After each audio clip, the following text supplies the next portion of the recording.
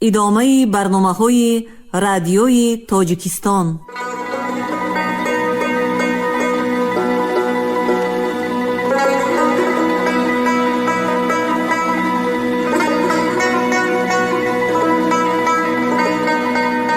السلام علیکم شنونده های گرامی، با توجه شما گفتاری ادبی از سلسله خوانش بدیعی اثر نویسنده بزرگ تاجیک صدرالدین عینی، یادداشت‌ها در قرائت عبدالرشید خوجامقلوف، قسم یکم، گفتاری 18.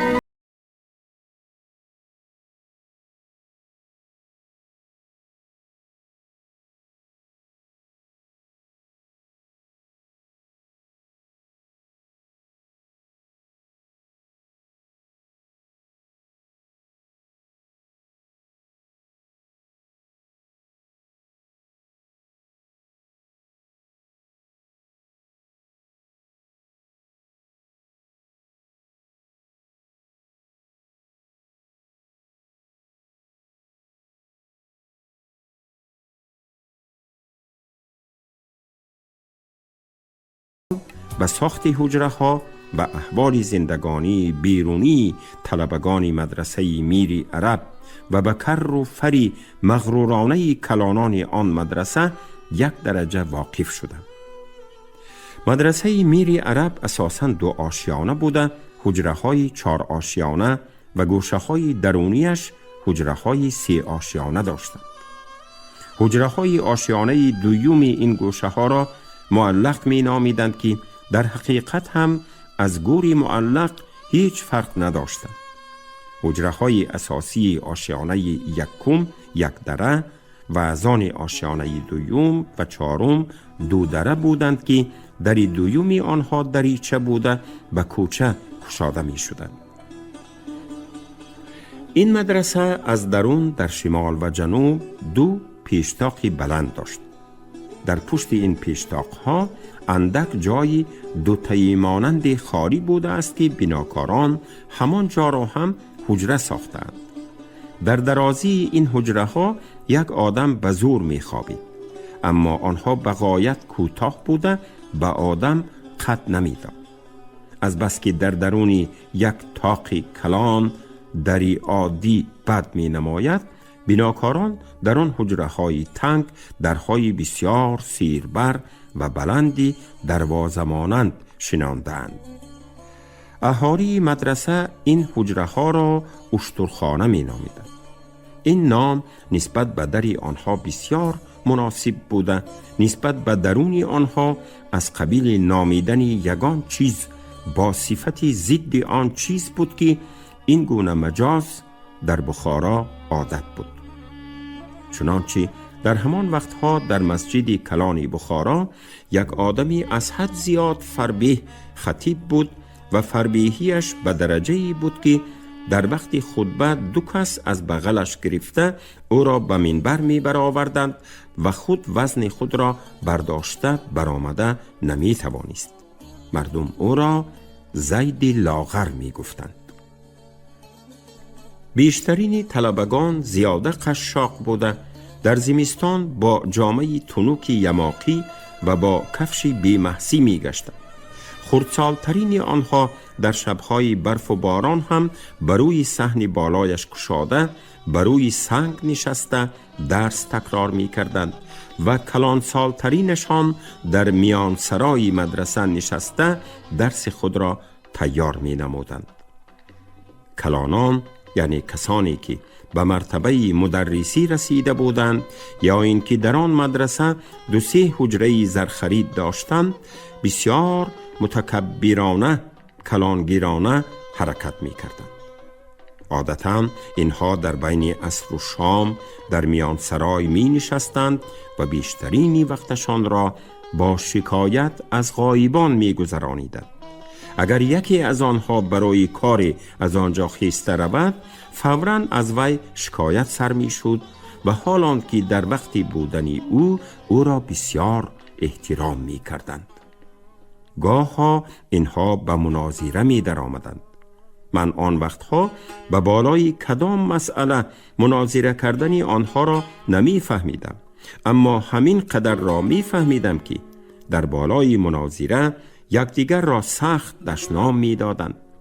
با نادانی و بیسوادی نسبت دادن یکدیگرش هم معامله عادی به شمار می رفت. من بعدها فهمیدم که همه‌شان راست می گفتند، همه‌شان نادان و بیسواد بودند و سوادناک در قطار آنها نمی نشسته است. اما همین که مناظره تمام شد، باز یکدیگر را منافقانه حرمت می کردند.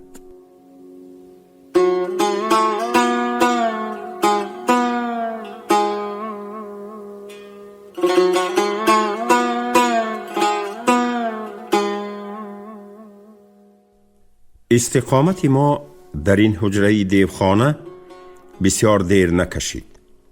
صاحب حجره که یک ملای سودخور بوده است، از اکهایم ضیافت طلب کرده است. اینها در اولهای تحصیل، در وقتی که روغن و برنجی از صحرا آورده اشان بوده است، 2 بار او را ضیافت کردند. اما در وقت آمدن من ذخیره اشان هیچ نمانده بود و آخرین برنج خود را به امیر پلو پخته داده بودند. بنابراین صاحب حجره را دیگر ضیافت کرده نتوانستند و او هم یک روزی که برف میبارید خالی کردن حجره را طلب کرد. من یک قسم معامله های حجره داران بخارا را در مرگ سودخور نام اثر خود عکس کنانیدم. اکه هایم یک روز کافت و کاف کرده از بازار خوجه نام گذری بخارا یک جای یافتند. این بالاخانه یک بقال بود که او این جای خود را برای ثواب به ملا بچه های بی جای می داده است و از بدی آن بالاخانه آن سال کسی در وی استقامت نکرده خالی مانده بوده است. ما به کوچیدن سر کردیم. هرچند در بین مدرسه میر عرب و جای نوی ما از 1 کیلومتر زیادتر راه باشد هم، ما چیزهایمان را به آسانی کشاندیم. پرچه، پلاسها، دیگ و طبق و کتابها در یک ره برده شدند. خمچه روغندان و تراشه ها را اکم به پشتش برداشته برد. اکنون نیم جوال انگشت قزاقی مانده بود که بردن وی دشوار می نمود. ما جوال نداشتیم که انگشت را در وی انداخته کشانیم. بعد از فکری بسیاری اکم دریافت که انگشت را به خم آب انداخته بردن ممکن است. این فکر به من هم پسندیده افتاد. در حال آب خم را ریخته وی را با انگشت پر کردیم و خم انگشت دان شده را از زینه دست به دست گرفته فراوردیم. در پایین اکم آن خم را با تاری جامشویی 4 بند کرده به پشتش بست. من سماوار را به دست گرفتم و سید اکبر یک کتاب خود را با نوگ آستینش آلفتوارانه گرفت. ما با این کوچی ناعلاج ناهنجار از رسته بالا پوشیده از میان بازار رفته نمی توانستیم. بنابراین با تنگکوچه های پسخم روان شدیم. برف می بارید و زیر پای لغژانک بود. وقتی که ما به گذری که مختگران رسیدیم، اکم در برف لغژیده افتید، خم شکست و انگشت پاش خورد. اکم زیر دیوار را با آستینش رفته پاک کرده برای انگشت جای تیار کرد. من با او انگشت های پاش خورده را دانه دانه از درونی برف چیده در آنجا غنداشتن گرفتیم. اما پروردگار خوجه با شکستن خم و پاش خوردن انگشت خود را به زیر دیوار گرفته با پشت ناخونش گرد انگشتی به جامه‌اش نشسته را آهسته آهسته تازه کرد و به انگشت چینی ما تماشابین شده ایستاد. اکم با این حرکتی او بسیار بدقهر شده به غضب آمد و بی هیچ آگاهانیدن به طرف او دویده، او را از میانش گرفته برداشته بروی برفی کوچه زد و به سر سینه‌اش نشسته او را 2-3 ضربه کندزانو داده گفت: این است جزای کسی که کار خود را خود نمی کند و بار خود را به گردن دیگران بار کرده آزادگی و کلانگیری می فروشد. همین که اکم از بالای او خیست، او هم آهسته از بالای برف خیست و برفهای لباسش را نافشانده به یک طرف گریخته رفت. من به خوشمعاملگی اکم با او در کارهای حجره چقدر تعجب کرده باشم، به این کارش که هرچند حقدارانه باشد هم ناگهانی و برخلاف عادتش روی داده بود، از وی زیادتر تعجب کردم و آن وقت درست و راست بودنی مضمون یک مقال عربی را که یک وقت پدرم به من گفته داده بود فهمیدم.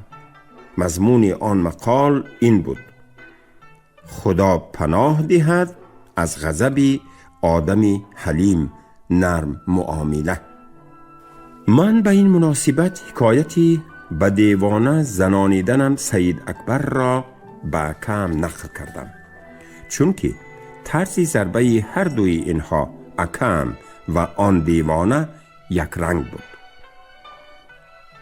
با این حکایتی من خشم اکم تماما فرو نشست و تبسم کنان گفت: خوب کردی، لیکن این کارت را به پدرم نفهمان که تو را کاهش می کند.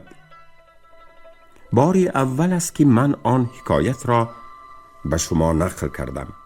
دیگر نه به پدر و نه به کسانی دیگر نگفتم و نخواهم گفتم. در باششگاه نو احوال زندگانی ما خیلی سخت شد. بالاخانه یک خانه‌چه‌ای بود که بر بالای دکانی بقال بنا یافته بود. دیوارهایش چوبکاری تنک بود که به یگان خانه دیگر نمی پیوست. یک دری درآمد داشت که روشنایی هم از همان جا می درآمد، اما از آن در از روشنی دیده سردی زیادتر می درآمد. ذاتاً از تنکی دیوار آن خانه هیچ گرم نمی شد. ما در کاداکی صندلی نشسته پاهای خود را گرم کنیم هم دیگر اعضای بدنمان از سرما می لرزید. در آن بالا خانه در 2 روز 2 کوزه آب یخ بسته شکست. ما مجبور شدیم که آبی از حوض آورده امان را زود کار فرموده بقیه‌اش را فوراً به کوچه برآورده ریزیم. این حجره جای دست و روشویی هم نداشت. ما مجبور بودیم که به کوچه برآمده شستشو کنیم. ماش و آقشاق داشته باشیم هم ذخیره روغن تمام شدگی بود. ما برای دمی گرم پزی از بقال صاحب بالاخانه به 8 پول 2 تین 5 مسقال 125 گرم روغن صغیر می خریدیم که این به ما در 2 یا 3 روز می رسید. بقال روغن را با یک منکی اندازه کدوچگی برکشیده می داد. او بالاخانه اش را برای ثواب به ما بی پول داده باشد هم در وقت روغن برکشی منک را پر نمی کرد و اگر ناخواست کدوچه پر شده ماند دستش را یک لرزانده یک مقدار روغن را به لگن خود ریخته می گرفت. یک شب سرما بسیار سخت شد. ما در حجره تقایی من خوابیدیم. پگاهانی آن شب بقال به ما گفت: بالاخانه را شبانه بی کس ماندن درست نیست. عجب نیست که دزدی به آنجا در آمده سقف دکان را سوراخ کرده همه چیزهای مرا رفته برد. از اینجا مسئله ثواب طلبی بقال به ما تماما حل شد.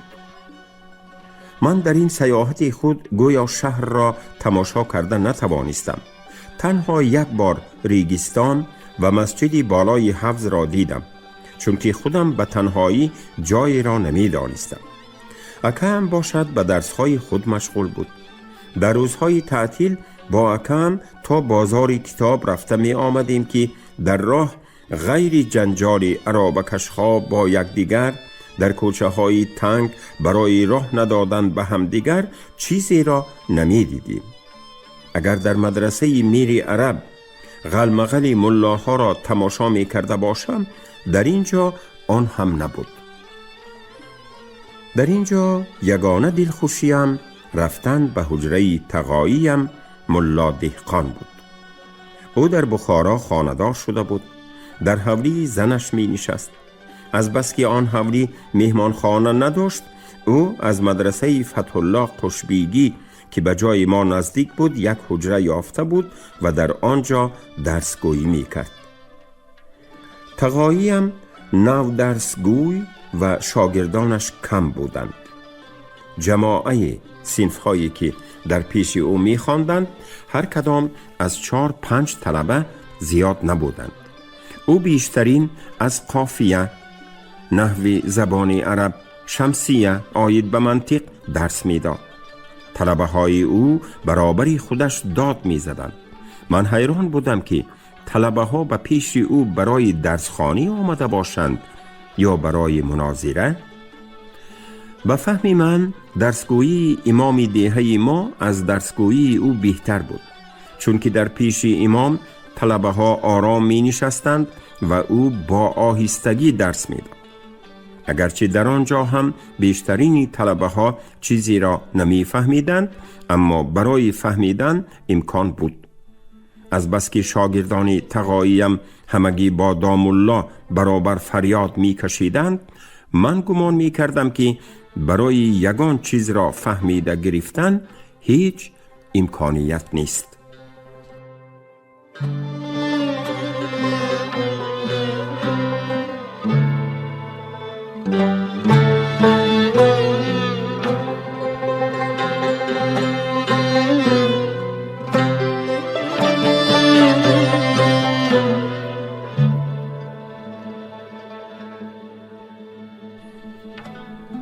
سید اکبر پروردگار خوجه از ما جدا شده رفته به آخوندی بخارا عارف خان کفش بردار شده است. او بعد از کهنه کردن جنگی با اکم شده روزی به پیش ما آمد و به این خدمت در آمدن خود را حکایه کرد. نظر به قول او آخوند هر جا برای توی یا ضیافت و یا برای جنازه یا اینکه به دربار امیر رود، او به صفت کفش بردار در قطار سییس به جلوی او افتاده پیاده می رفته است. بعد از رسیدن به جای مطلوب، سییس اسب آخوند را گرفته سوار شده می ایستاده است و سید اکبر همراهی او تا در خانه نشست آنجا می رفته است و بعد از آخوند کفش خود را کشیدن، او آن کفش را گرفته از چنگ و خاک یا از لای پاک کرده در بغل خود نگاه می داشته است. وقتی که آخوند از آن خانه برآید، کفش را پیش مانده به او می پوشانده است و پیشکش های در آن مورد به آخوند داده شده را برداشته باز در قطار سییس به جلوی او افتاده پیاده به خانه او می آمده است. نظر به فکر خود او این کار یک اندازه دشوار و سرتشویش باشد هم زندگانیش به خوبی می گذشته است.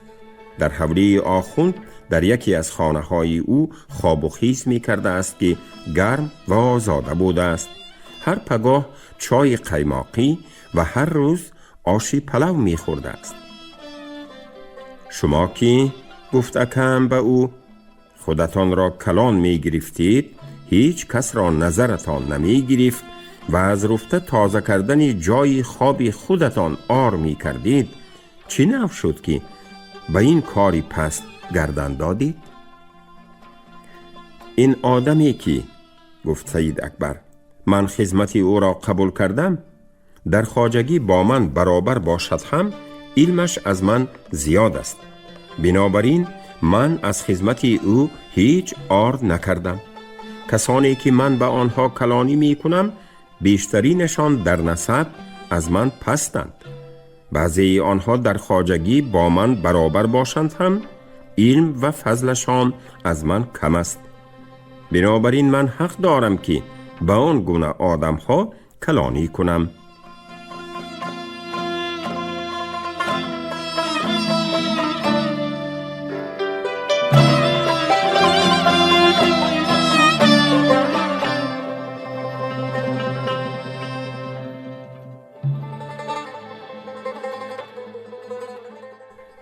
ما در نابابی جای استقامتی نومان طاقت کرده نتوانسته پیش از تمامیت سال تحصیل به صحرا برگشتیم. اکم مرا به خانه برده مانده بعد از 2-3 روز دم گرفتن باز بخارا رفت.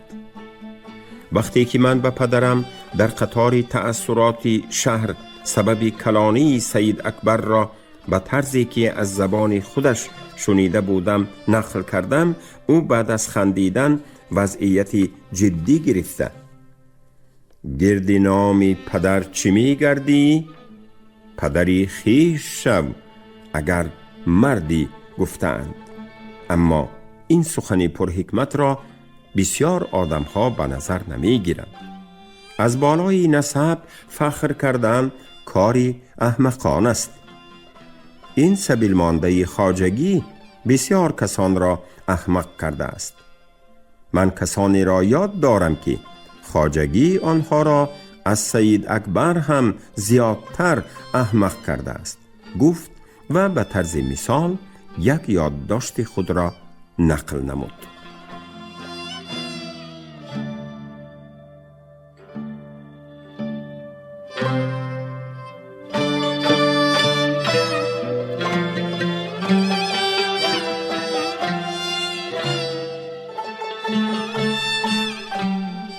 توی روی خواجگان میرکانی.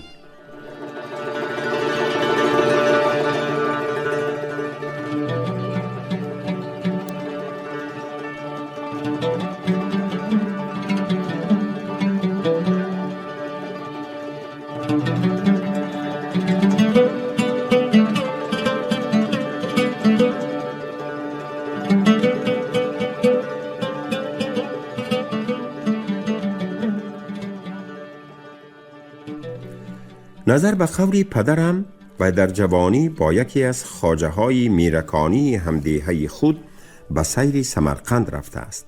اینها در سمرقند به خانه یکی از خواجگان میرکانی آنجا مهمان شدند. همان روزها یکی از خواجگان دهبیدی توی داشته است که خواجه های میرکانی را هم به تویش دعوت کرده بوده است. از خواجگان آنهایی که اسب و آدم داشتند زود تیار شدند، اما کسانی بی اسب و آدم خیلی تشویش کشیدند. برای خود 2 اسب کرایی و 1 آدم کرایی یافتند. به 1 اسب خود سوار شده به اسب دیگر آن آدم کرایی را با عنوان خدمتگاری پلتر سوار خود سوار کردند. به پدرم و همراه او هم 2 اسب یافته دادند. پدرم می گفت هرچی باشد خیر شد که به ما هم یک اسب و آدمی پلتری همراه نکردند.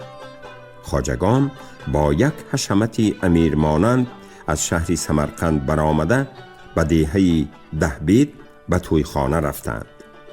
در پیش خواجگان طعام‌های گوناگون و پیشکش‌های مناسب کشیده شده است، اما به طعام یگان میهمان هم نگاه نکرده دست دراز ننموده است.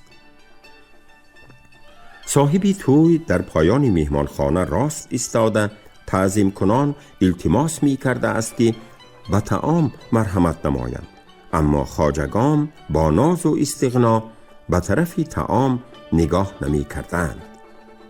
آخر بعد از گیرید بسیاری کلانترین خواجگان میهمان که در پیشگاه نشسته بوده است از کیسه‌اش قلم تراش را برآورده از روی طبق 1 دانه برنج گرفته وی را با کارچه 2 تقسیم نموده نیمه اش را به دهان انداخته نیمه دیگرش را بر روی دسترخوان گذاشته است.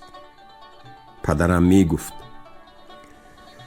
ما ساکترگی ها دیدیم که احوال بد است و از پیش همین قدر نعمتی فراوان به شهر گرسنه خواهیم برگشت. فرصت را از دست نداده زود به آشخوری در آمدیم.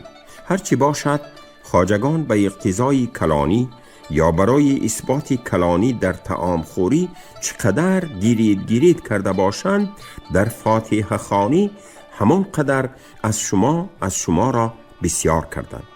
ما در این مدت شکمی خود را سیر کرده گرفتیم.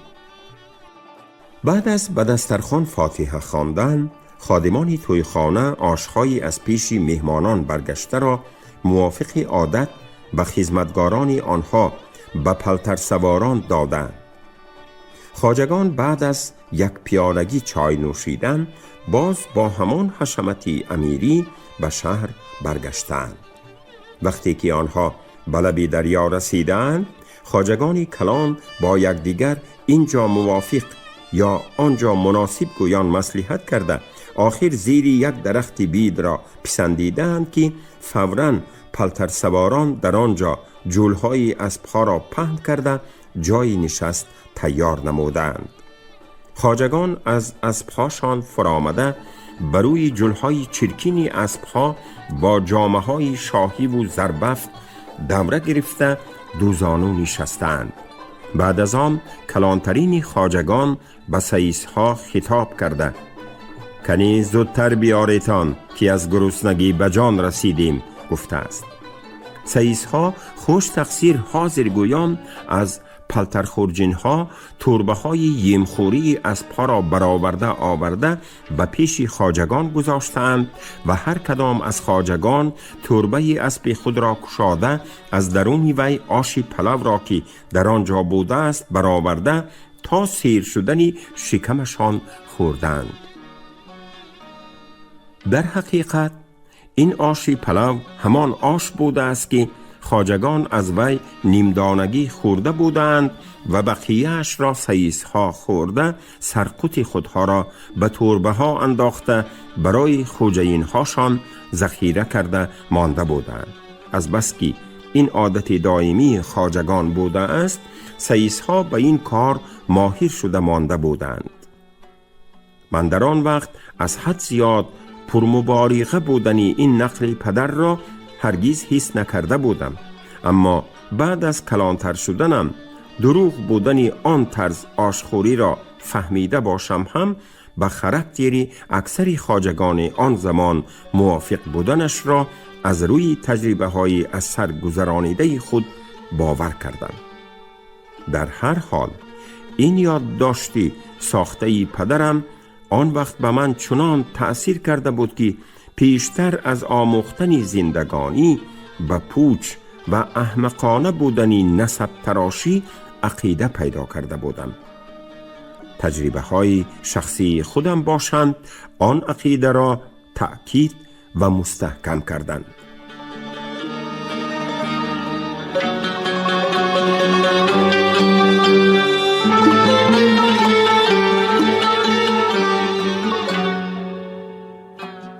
شما گفتاری 18 هم را از روی اثری نویسنده بزرگ تاجیک صدرالدین عینی یادداشت ها شنیدید. راوی عبدالرشید خوجمقلوف، کارگردان شیرعلی نغزلی. پایان گفتاری ادبی از سلسله خوانش بدیعی.